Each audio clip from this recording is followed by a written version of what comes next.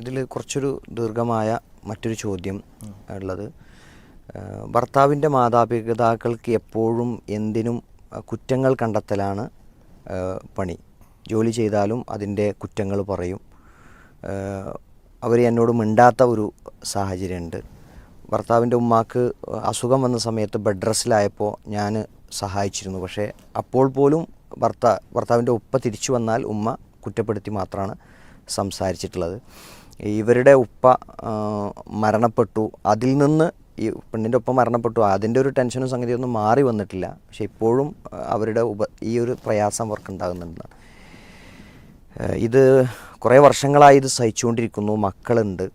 അപ്പോൾ ഈ ചെറിയ മകനാണ് ഇവൻ. അപ്പോൾ വീട് മാറി താമസിക്കാനുള്ളൊരു സാഹചര്യം ഇവർക്കുണ്ടോ എന്നാണ്.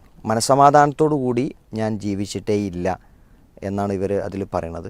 പെൺമക്കളോടും അവരുടെ മക്കളോടുമൊക്കെ സംസാരിക്കും.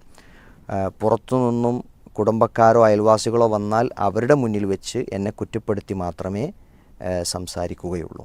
അത് നമുക്കിപ്പോൾ ഈ ഒരു സ്ത്രീയുടെ സങ്കടം നമ്മൾ കേൾക്കുമ്പോൾ ഇതിനൊരു പരിഹാരം വേണമല്ലോ എന്ന് നമുക്ക് തോന്നുന്നുണ്ടല്ലോ.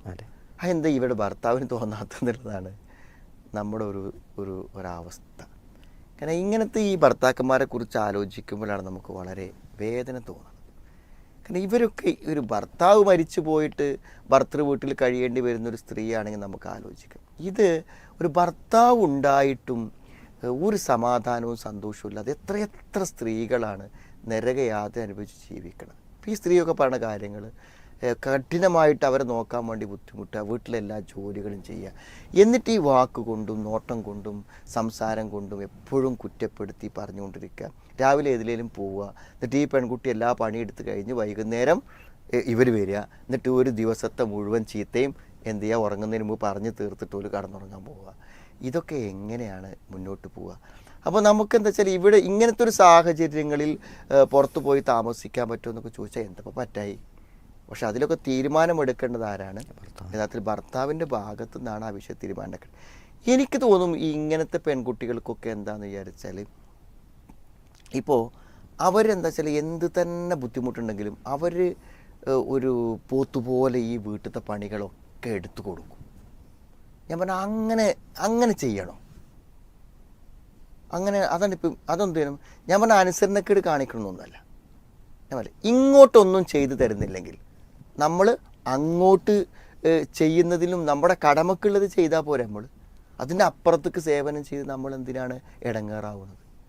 നമ്മൾ കുറച്ചൊക്കെ ഇവരും എന്ത് ചെയ്യണം, സാധാരണ പെൺകുട്ടികൾ അവരുടെ ഭാഗത്തു നിന്നുള്ള കംപ്ലീറ്റ് കാര്യങ്ങൾ അവർ ചെയ്തിട്ട് അമ്മായിമ്മനെ എങ്ങനെയെങ്കിലും ചീത്ത വേണം അമ്മായിമ്മനെ എങ്ങനെയെങ്കിലും തൃപ്തിപ്പെടുത്താൻ വേണ്ടി ശ്രമിക്കും. അതിന് ശ്രമിക്കും തോറും കൂടുതൽ ഇവരെ എന്ത് ചെയ്യും, ഈ ഒരു ഭയം ഉണ്ടല്ലോ ഇവർക്ക്, അത് വെച്ചിട്ട് ഇവരെ ചൂഷണം ചെയ്യും. അപ്പോൾ എന്ത് ചെയ്യുക അറിയോ, ഒരു വീട്ടിൽ മിനിമം ചെയ്യേണ്ട കാര്യങ്ങൾ എന്ത് ചെയ്യുക, അവിടെ നിൽക്കുക. മനസ്സിലായി? അപ്പോൾ സ്വാഭാവികമായും ഇവൾ ജോലി ചെയ്ത് വരണമെങ്കിൽ ഇവിടെ നല്ലവണ്ണം നിൽക്കണം എന്നുള്ളൊരു കിട്ടത്. ഇതിപ്പോൾ എത്ര കണ്ട് പീഡിപ്പിക്കുന്നുവോ ആ പീഡനങ്ങളിൽ ഒരു കൺസിഡറേഷൻ കിട്ടാൻ വേണ്ടി ഇന്നെടുക്കുന്നതിൻ്റെ 100 ഇരട്ടിയാണ് നാളെ പണിയെടുത്ത് കൊടുക്കണം. ഈ ജോലി ചെയ്ത് ഈ അമ്മായിമ്മനെ അമ്മോശനെയും നാത്തൂമാരെയും സംതൃപ്തിപ്പെടുത്താം എന്ന് വിശ്വസിച്ചിട്ട് ഈ സമാധാനം ഏതായാലും ഇല്ല. പിന്നെ ജോലി ചെയ്ത് എന്ത് ചെയ്യാണ്, ക്ഷീണിക്കുന്നൊരവസ്ഥയാണ് വരാൻ പോകുന്നത്. ഞാൻ പറഞ്ഞ ഇങ്ങനത്തെ സ്ഥിതിവിശേഷങ്ങൾ എന്താണ്? ഞാൻ പറഞ്ഞാൽ ഇവരെ ദ്രോഹിക്കണം എന്നല്ലേ വേണ്ടത്. നമ്മൾ അങ്ങനെ ചത്ത് പണിയെടുക്കാനും പോകണ്ടാന്ന്. നമ്മൾ മിനിമം ഒരു വീട്ടിലെ കാര്യങ്ങൾ ചെയ്യുക, അങ്ങനെ മുന്നോട്ട് പോവുക. അപ്പോൾ സ്വാഭാവികമായും എന്ത് ചെയ്യുക, എടുത്ത പണിക്ക് കുറ്റം പറയുന്ന ആളുകൾ അയാളത്തെ ശരിയാവില്ലാറിഞ്ഞാൽ പോരെ. ഇന്ന് നമ്മൾ തുടച്ച് ഒക്കെ വൃത്തിയായിട്ട് വരുന്നത് ചെയ്യണം. അപ്പോൾ തുടച്ച് ശരിയായിട്ടില്ല, കുറ്റം തുടക്കണില്ല, എന്താ ആകുമ്പോൾ ഞാൻ തുടച്ചാൽ ശരിയാവില്ല. എന്താ പോലും എന്ത് മറുപടി പറയുക, എന്താ അവർ ചെയ്യുക? നമ്മൾ ഇവർ ഒരാളുടെ ദുർബലതയെ ഇങ്ങനെ ചൂഷണം ചെയ്യുന്നുണ്ടെങ്കിൽ കുറച്ചൊക്കെ ഒരു ബുദ്ധിയോട് കൂടെ പെൺകുട്ടികൾ പെരുമാറണം. അതിൻ്റെ അർത്ഥം അമ്മായിമ്മനെ പീഡിപ്പിക്കണം, അമ്മായിമ്മക്ക് എതിരാകണമെന്നൊന്നും ഇതിനർത്ഥമല്ല. നമ്മൾക്കിത് വായിക്കുമ്പോൾ ഈ സങ്കടങ്ങൾ നമ്മൾ എന്ത് ചെയ്യണം, കേൾക്കണം. ഇപ്പോൾ കഴിഞ്ഞ പ്രാവശ്യം ഈ അമ്മായിമ്മമാർ തങ്ങളുടെ മരുമക്കളോട് നല്ലതൊക്കെ പെരുമാറിയില്ലെങ്കിൽ നിങ്ങളുടെ മക്കൾ ചിലപ്പോൾ മാനസിക രോഗികളായി പോയേക്കാം എന്ന് ഞാൻ ഏതൊരു പ്രഭാഷണത്തിൽ പറഞ്ഞതിൻ്റെ ഒരു കാര്യമെടുത്തിട്ട് ഒരാൾ പറയുന്നത് ഞാൻ കേട്ടു. അപ്പോൾ അയാൾ അതിലിപ്പോൾ എഴുതിയത് എന്താണെന്ന് വിചാരിച്ചാൽ ഈ മരുമക്കൾക്കൊക്കെ എന്ത് ചെയ്യാണ് ഭയങ്കര സപ്പോർട്ട് കൊടുത്ത് അവരൊക്കെ എന്ത് ചെയ്യാണ് പീസ് റേഡിയോൻ്റെ ആളുകളാക്കാൻ വേണ്ടിയിട്ട് കൗൺസിലിങ്ങിന് ആളുകൾ വീട്ടിൽ വരാൻ വേണ്ടിയിട്ടൊക്കെയാണ് ഇങ്ങനെ ചെയ്യണത്. സത്യത്തിൽ എന്താണെന്ന് വിചാരിച്ചാൽ ഈ ചോദ്യം ചോദിക്കണതൊന്നും ഇവരാരും കേൾക്കണില്ലെന്നാണ് ചോദിക്കണം. 10-30 കൊല്ലമൊക്കെ ഒരു വീട്ടിൽ ഭക്ഷണം കിട്ടാതെ സമാധാനത്തോടൊന്നും ഉറങ്ങാൻ പറ്റാതെ കഷ്ടപ്പെടുന്ന 100 കണക്കിന് സ്ത്രീകളാണ് ഇപ്പോൾ നമുക്ക് ഈ ചോദ്യങ്ങൾ അയച്ചിരുന്നത്. ഇവർക്കൊക്കെ ഒരു മാന്യമായ സംരക്ഷണം ലഭിക്കണം എന്ന് ആര് പറയും? അതിനെപ്പറ്റി ഈ അമ്മായിമാരോട് ആര് ഉപദേശങ്ങൾ പറയും? അത് പറയുമ്പോൾ അമ്മായിമാരെ കെട്ടിട്ട് എന്ത് ചെയ്യണം, മരുമക്കൾ നാട് വിട്ടു പോകണം എന്നാണോ അതിൻ്റെ അർത്ഥം? നമ്മളിപ്പോൾ കഴിഞ്ഞ പ്രാവശ്യം പുലരിവട്ടത്തിൽ അമ്മായിമ്മമാരോട് ഏത് സാഹചര്യങ്ങളിലും ആ വീട്ടിൽ ക്ഷമിച്ച് സഹിച്ച് നിന്ന് പോകണം, എന്തുകൊണ്ട് എന്നതിന് 4 കാരണങ്ങൾ വെച്ചിട്ട് ഇപ്പോൾ കഴിഞ്ഞ ദിവസം ഞാനൊരു പുലരിവട്ടം ചെയ്തു. അത് നമ്മൾ അവരോട് പറയുന്നുണ്ട്, ആ വശം നമ്മൾ പറയുന്നുണ്ട്. അതിൻ്റെ അർത്ഥം അമ്മായിമ്മമാർക്ക് എന്തും ചെയ്യാം, അതൊക്കെ സഹിച്ച് മരുമകൾ നിൽക്കണമെന്നാണോ അതിൻ്റെ വ്യാഖ്യാനം? അതല്ലല്ലോ. അപ്പോൾ ഇതൊക്കെ കേൾക്കുമ്പോൾ നമുക്ക് തന്നെ തോന്നുന്നത് എന്താ വെച്ചാൽ കുറച്ചൊക്കെ ഇവരും എന്ത് ചെയ്യണം, തല്ലാനും കൊല്ലാനും ചീത്ത പറയാനൊന്നും പോകുന്നില്ലെങ്കിലും എന്താണ് ഇങ്ങനെ ഇട്ട് പീഡിപ്പിക്കുകയും ചെയ്യുന്ന ജോലിക്ക് കുറ്റം പറയുകയൊക്കെ ചെയ്യുകയാണെങ്കിൽ എന്ത് ചെയ്യാനും എനിക്ക് തോന്നുക ഇതൊക്കെ ഒരു ബുദ്ധിയാണെന്ന് തോന്നുന്നത്. നമ്മൾ നല്ലതായിട്ട് വീട് വൃത്തിയാക്കിയിട്ട് ഇതെന്ത് തുടക്കലാണ്, ഇതെന്ത് പ്രശ്നമെന്ന് വെച്ചാൽ പിറ്റേന്ന് തുടക്കണ്ട, അവിടെ കിടക്കട്ടെ, അമ്മായിമ്മക്ക് പറ്റുമെങ്കിൽ അമ്മായിമ്മ തുടക്കട്ടെ, അല്ലെങ്കിൽ പുറത്തുനിന്ന് ആളെ വിളിച്ചിട്ട് അവർ വീട് വൃത്തിയാക്കട്ടെ. എല്ലാവരും ഉപയോഗിക്കുന്ന വീടല്ലേ. ഭക്ഷണം പാചകം ചെയ്ത് ശരിയല്ലെങ്കിൽ എന്ത് ചെയ്യുക, കറി വെച്ച് ശരിയല്ലെങ്കിൽ അത് ഇനി അടുത്ത ദിവസം ചോറ് വെച്ചാൽ മതി, കറി വെക്കണ്ട, കറി അവർക്ക് ഇഷ്ടമുള്ള കറി അവരുണ്ടാക്കട്ടെ.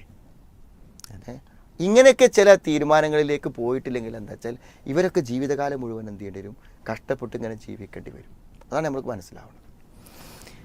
അപ്പോൾ ഈ ലൈവ് കൗൺസിലിങ്ങിലെ ഏതെങ്കിലും ഒരു ചോദ്യത്തിൻ്റെ ഉത്തരത്തിൽ പറയുന്ന ചില വാക്കുകൾ, ആ വാക്കുകൾ അതാണ് അതിൻ്റെ എല്ലാ വിഷയത്തിലുള്ള നിലപാടെന്നല്ല. ഓരോ ചോദ്യങ്ങൾ, ആ അവസ്ഥകൾ, അതിൽ നിന്ന് മനസ്സിലാക്കിയെടുക്കുന്ന കാര്യങ്ങൾ വെച്ചുകൊണ്ടാണ് ഇതിൽ മറുപടികൾ പറയണത്. സ്വാഭാവികമായി അമ്മായിയമ്മമാരുടെ പ്രശ്നങ്ങൾ, ഭർത്താക്കന്മാരുടെ പ്രശ്നങ്ങൾ അതും ഇതുപോലെ എഴുതി ചോദിക്കുകയാണെങ്കിൽ, അറിയിക്കുകയാണെങ്കിൽ അതിൽ ആരുടെ ഭാഗത്താണോ പ്രശ്നമുണ്ടാവാൻ സാധ്യത അവർക്ക് മനസ്സിലാവുന്ന രൂപത്തിൽ തന്നെ, അവർക്ക് തിരുത്തലുകൾ വരുത്താവുന്ന രൂപത്തിൽ തന്നെ ഇൻഷാ അല്ലാഹ് അതിൽ ഉത്തരങ്ങൾ നിങ്ങൾക്കും പ്രതീക്ഷിക്കാം. ഏതെങ്കിലും ഒരു പക്ഷം ചേർന്നുകൊണ്ടല്ല ലൈവ് കൗൺസിലിംഗ് മുന്നോട്ട് പോകുന്നത്. ശരിയുടെ പക്ഷത്ത് യഥാർത്ഥമായി കുടുംബ പ്രശ്നങ്ങളില്ലാതിരിക്കാനുള്ള കാര്യങ്ങളാണ് ലൈവ് കൗൺസിലിംഗ് നിർദ്ദേശങ്ങളായി നൽകുന്നത്.